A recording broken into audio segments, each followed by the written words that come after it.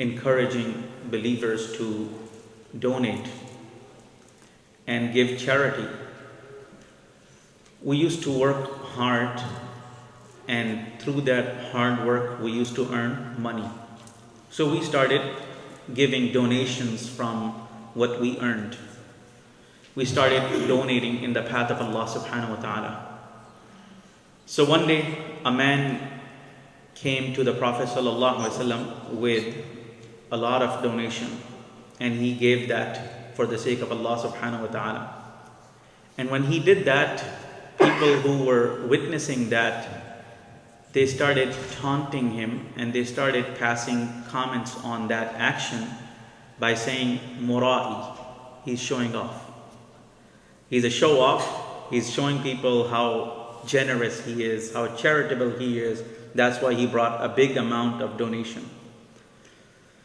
Then the next day, a man came with just 1 kilo of wheat as sadaqah, as donation. And when he gave that in the path of Allah subhanahu wa ta'ala, those people, they started saying to him, Inna Allah la ghaniyun an sa'i hada. That Allah doesn't need this. What is Allah going to do with this? Allah doesn't need your small donation. If you want to give something to Allah, give something big. Don't give Allah 1 kilogram of wheat. Allah doesn't need it.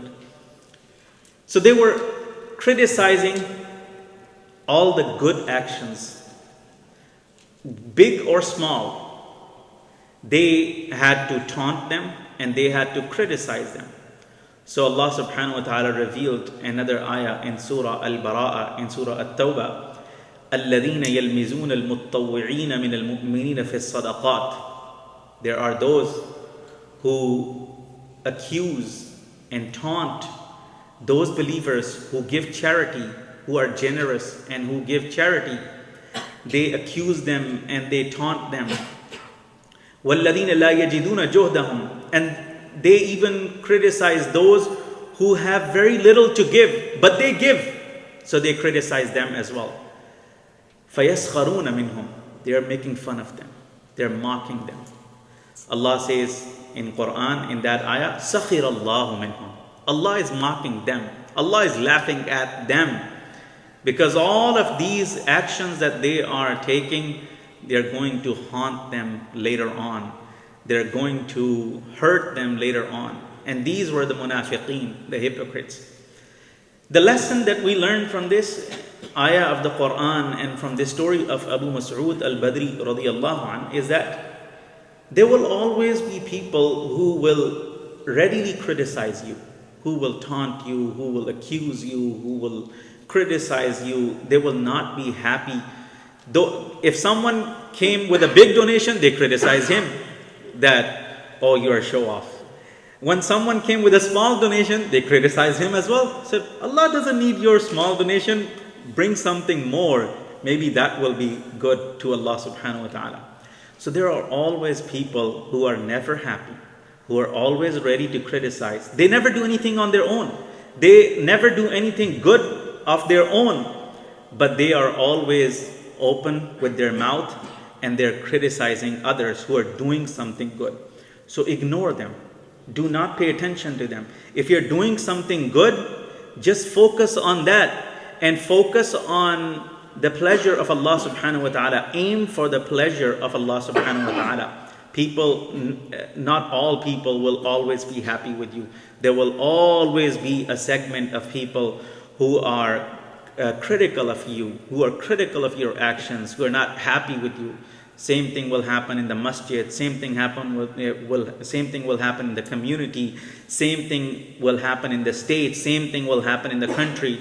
Look what happens in a presidential election. No candidate who is running for president is aiming for 100% of the country. Every candidate is focused on their rhetoric, on their message, on that group of people that they're targeting. If it's a Republican, their goal is to get that 50% or 51% of Republican vote, because that's how they're going to win. If they don't get that 50% or 49% of their party vote, they're not going to win. So they're aiming for that. Their rhetoric is focused on that. Their narrative is built on that. Just focusing on that because they know 100% of the country will never be happy on anything. They will never agree on one thing. There will always be division. So once Sayyidina Amirul Mu'mineen, Sayyidina Muawiyah radiyallahu anhu, when he was Amir, he wrote a letter to Ummul Mu'mineen Sayyida Aisha radiyallahu anha, asking her for her advice, general advice, because nasiha is part of our mutual obligation. We should always be giving nasiha to each other sincerely for the sake of Allah subhanahu wa ta'ala, not as a means of criticism or as a means of proving that you are right and they are wrong, but as a means of enhancing our own practice of our religion, our fear of Allah subhanahu wa ta'ala. So he asked Ummul Mu'mineen Sayyida Aisha radiyallahu anha for an advice, and Aisha radiyallahu anha made it very brief and very simple and to the point. She said, always aim for the pleasure of Allah subhanahu wa ta'ala, even if it displeases people. Do not ever look for the pleasure and approval of people, because people will never approve you 100%. Always aim for the approval of Allah subhanahu wa ta'ala. What is approved to Allah subhanahu wa ta'ala? What is pleasing to Allah subhanahu wa ta'ala? Because if you care about that and Allah becomes happy with you, Allah will take care of the people as well. But if you aim for the people at the cost of displeasing Allah subhanahu wa ta'ala, then know that Allah will be displeased with you and people will not be happy with you either. So set your goal, set your principle in your life. Aim for the right thing. Aim for the correct thing. Do not worry about the onlookers, about the bypassers. Do not worry about the people, because people come and go, but Allah's word stays and will always stay. Wa akhiru da'wana alhamdulillahi rabbil alameen. Please make dua for